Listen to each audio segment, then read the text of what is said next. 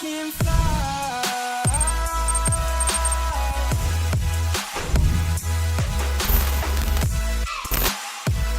What's going on, guys? So I'm actually back in Portland, Oregon right now, just with my family, just for the Christmas break. I took Christmas Eve and Christmas just completely off. No workouts, no training, no work at all, just completely relaxing and hanging out with the family, which was really, really nice. But it was fun while it lasted, just 2 days, and I'm gonna get back into the swing of things. About to head down to the gym right now. It's really early, it's like 5 a.m. About to head down to the gym, get a nice like cardio, really intense cardio workout in. Gotta get a weightlifting session in, and a little technical tight training session in the squash courts. So it should be really good. I'm excited for it. Anytime I take off like 2, 3, 4 days, I'm always just like itching to get back out training and working out again. So yeah, let's go do that. For breakfast, I'm gonna have 2 bananas. Sticking with routine. So as we get closer and closer to the start of pre-seasons in America, Canada, and like Scandinavia and some other countries around the world, I just want to talk about how important it is to be not just reaching out to a few teams, or when you think you have one team that's invited you into preseason or one team that seems interested, to stop talking to other teams. You have to literally cast out 100 different lines. Like if you're fishing, 100 different fishing lines to teams in America, to teams in Canada, to teams in Scandinavia, and literally cast them all out and just see what happens. Because I will tell you later in this video about times in my life where I've cast out 5 or 6 lines only, got some interest in those 5 or 6 teams, stopped talking to a lot of other teams, and then had all 5 or 6 teams completely fall through. It's just very important to look out for yourself first and cast out as many lines as possible. And I'll go very in depth and talk about situations like in my past about this later on in this video. But you really have to look out for yourself and treat this as a business and dealing with business partnerships and not really friendships. It's really, really hard to make that transition.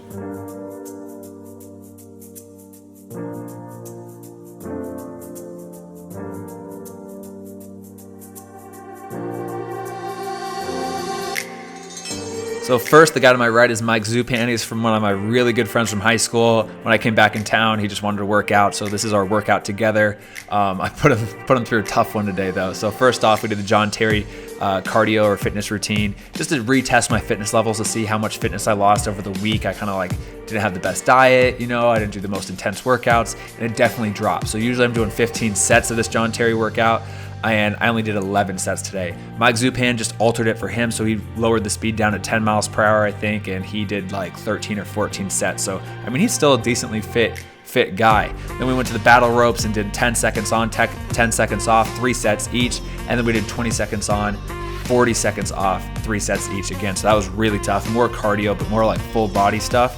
We went straight to the trap bar deadlift, this hex bar, and we did 5x5 with just like, this is 25 kgs on each side, so a little bit more than 45 pounds on each side. Again, it's just a good way to really do full bar. I love that trap bar. It's just so easy to use.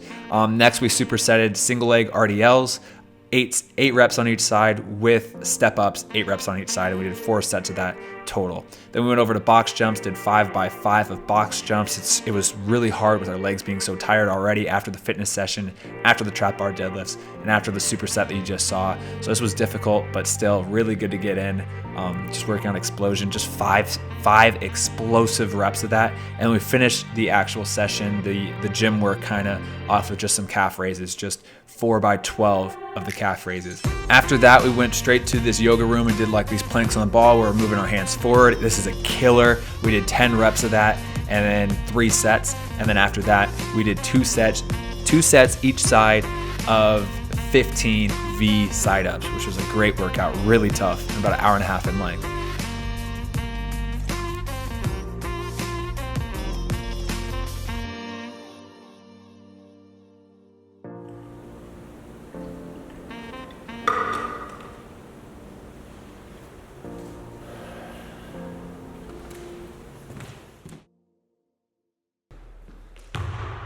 So this training session you're about to watch is all kind of like first touch, juggling, technical, kind of passing type session. I just did 4 exercises. The 2 juggling exercises you're about to see, I did 10 10 minutes straight, trying to do as many sets, as many touches, as many juggles as possible. And then the 2 passing exercises at the end, I did for 15 to 20 minutes each, really just kind of doing like intervals. So like 20 seconds on, getting really sharp, fast passes in, and then taking like a 20-second break just to catch my breath. Not even 20 seconds, I'd say like 5-10 seconds to catch my breath, and then restarting again. It doesn't look that hard. Like all this stuff doesn't look very hard, but it's really, really tough when you're doing for a long period of time. Just doing some tight, I mean, I was sweating, I was breathing hard after this, and I had that full workout and fitness session in earlier. But still, even then, my legs were a little dead. But like I said, we did the 10 minutes of that first one-time juggles, and then I came right in here doing 2-touch. For the 2-touch, I'm working on using both feet. I'm working on kind of switching the feet. So if the ball comes to my left, usually hitting it with my right, unless the ball is obviously over to my right or wherever. Trying to use both the laces and the instep of my foot, kind of whatever comes naturally. If the ball is coming more higher up towards my thigh, I'm going to use the instep, and if the ball is a little bit lower down towards like my foot, I'm going to use more of like the laces of my feet, and just like kind of like what's coming natural. I'm not really planning anything, just where the ball is going and everything. But again, 10 minutes of this, trying to do for as long as possible without dropping the ball. And if I drop the ball, just walk back to the center and repeat. Now this drill, this is where I kind of go for about, I'd say 20 seconds on and 5 seconds off, 20 seconds on, 5 seconds off, all about working on hitting a firm pass against the wall so it comes back to you, tapping the ball over to the other side with good weight of the tap, like every touch perfect, so it's not bouncing like that one, even though it's tough, especially when you're going against a wall. The passes back, the bounce back sometimes aren't always perfect, which is frustrating. But in the game, it's not going to be perfect. You know, you're going to have to adapt to this kind of stuff. So I think it's great to work on stuff like this and just kind of go fast. And even if you have a bad touch, even if it's not the most perfect situation, just try to go through it and see what you can do. Same thing with this. You know, this is going to be tough going. I'm working like a little 90-degree turn, instep, opening up, and then hitting the ball with my other foot. And again, I'm trying to keep it so the ball is like skimming across the ground the entire time. But again, it's not perfect every single time. And if it's not, just not stop, but just try to roll with it, get the ball back on the ground, and then get playing again. You know, see, like here the ball's bouncing up. That's bad. And I'm just going to try to redo it. But, and again, this was tough. I'm tired. This is really tiring because I would go probably about the same thing, 15 to 20 seconds on of this, take a 5-second breather, and then reset myself and restart again. And the amount of times I hit the cones was very, very frustrating. But that was the session. So in total, 45 to 50 minutes, tough, but really good. I got a lot out of this one. It just felt good. You know, I was focused, and it just felt really good overall.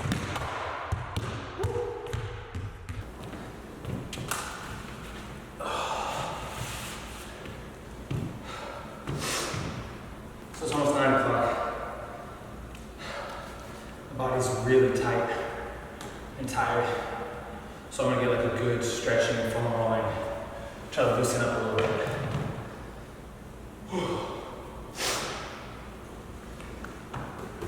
Savage and most of you average ain't afraid of no static. I'm busting, he might be an addict. Nothing feels bad.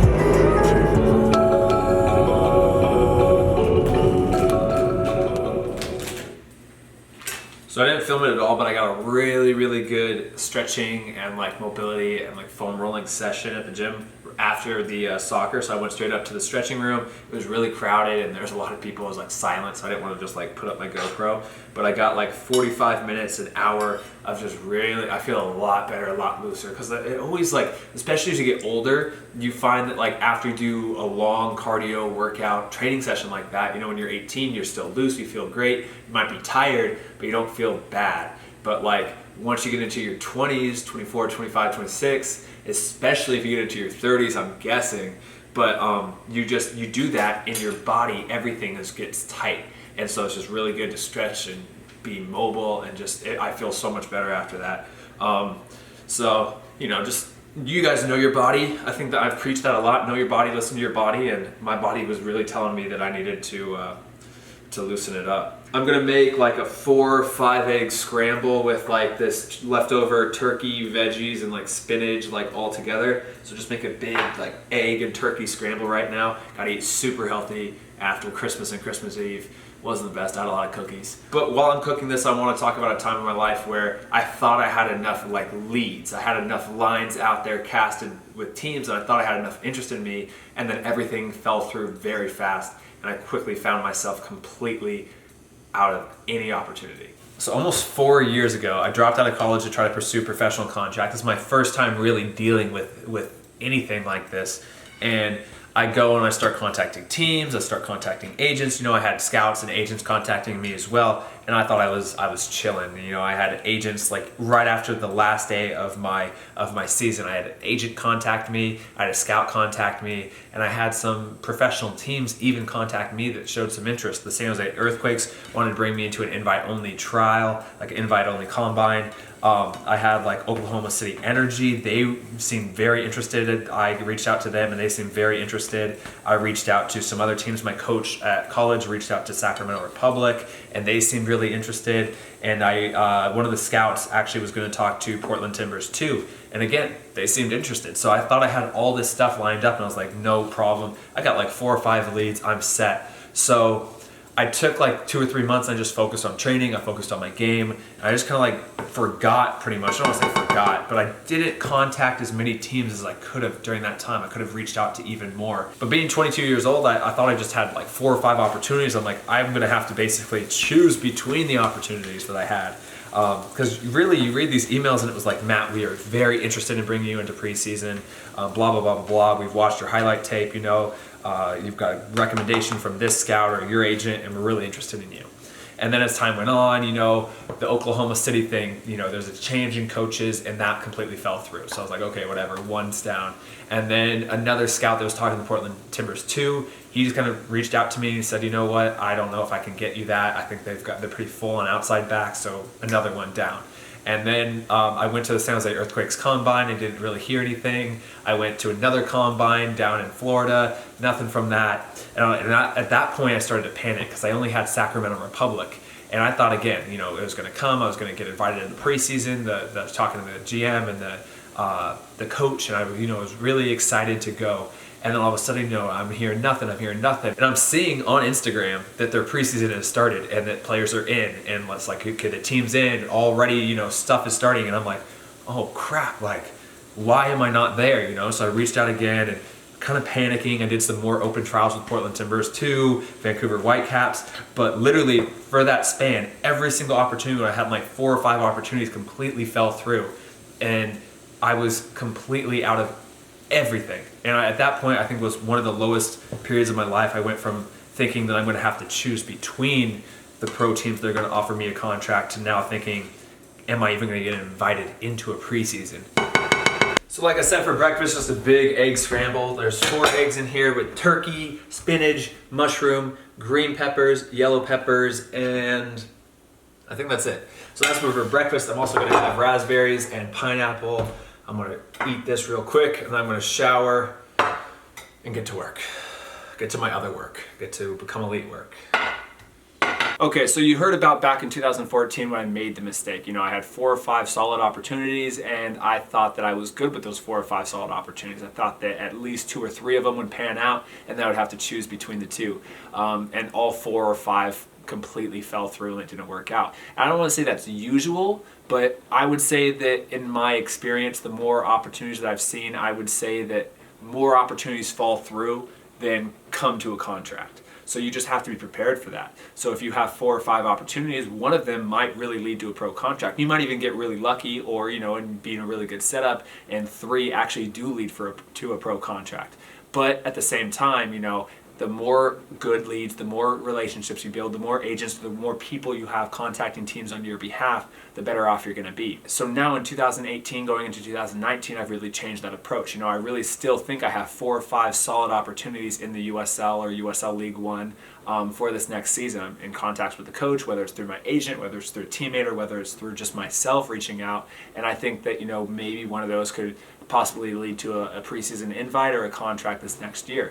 But I'm not just satisfied with that. You know, I'm also cold emailing or trying to cold call, but it's hard to find their numbers. But you get their emails. If you have their emails, I'm reaching out and sending my CV and highlight video and seeing what can come of it. I also have somebody that's really trying to help me out with teams up in Canada and the CPL, as well as kind of some other various leagues around the world, whether it's in Scandinavia or Asia or whatever. You know, I'm kind of reaching out and having people start to contact teams in other areas around the world on my behalf as well. Just because the more backup plans you have, the better off you are. You really have no idea how many of these are going to lead to a pro contract or what's going to fall through or whatever. You know, even your strongest lead can completely fall through, and something that comes out of nothing that you just think, oh yeah, you know, whatever, we'll see if that pans out, might lead to the pro contract. For example, if we go back to 2014, 2015, I thought Oklahoma City Energy, from the email I was receiving from the coach, I thought it was a done deal. They were like very interested, contacted me first. You know, they really wanted to bring me into preseason. I was like, this is good. You know, this is great.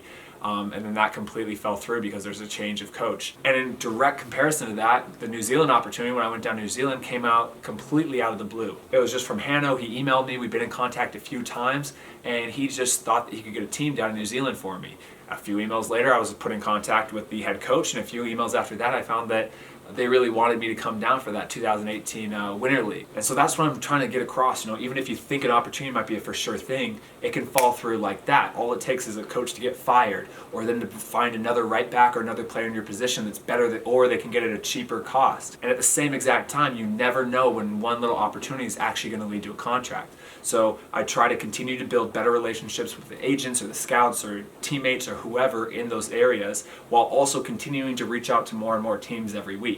So when people always ask me, like, you know, Matt, are you going to get a contract this next season, or how confident are you feeling? I always feel extremely confident about stuff. I'm always confident that something will work out. But at the same exact time, I have that wisdom. I know now that everything can fall through. I can be back to square one with zero opportunities at all. So I really like doing that. I really like sharing my experience about these kind of topics, just something that will come to mind or something that I'm going through, just because I think it's so valuable. You know, I wish I would have heard that even contacting colleges at age 18. I would have contacted way more, even though I contacted upwards of 30 plus teams in 30 plus different universities. And I wish I would have heard that back in 2014/15, like right at the change of those years.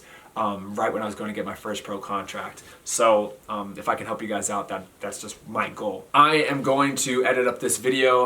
We're going to have dinner, and I think we're going to watch Bird Box tonight. Bird Box is like some Netflix original movie that they made with like Sandra Bullock. I've heard really good things about it. It's been on Instagram everywhere, so I kind of want to know what all the hype's about. I'll let you know what I think about it at the end of this video as well.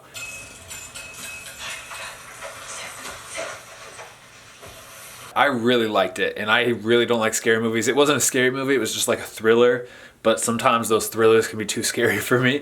I hate scary movies, but I really enjoyed that. I'm gonna say like a 9 out of 10, like 8.5 out of 10, really, really good. Now I'm going to bed early. It's like 9 o'clock at night. Get a good night's sleep, and then just go to the gym, train tomorrow, all the same stuff as usual. So that means this is gonna be about the end of the video right here. Please let me know what you guys thought about that talk about reaching out to multiple teams, even if you think you have a lot of opportunities, if that made sense, if you enjoyed that. Other than that, give this video a thumbs up if you enjoyed this video. Subscribe if you're not subscribed, and I'll see you in the next video. All right, guys, peace.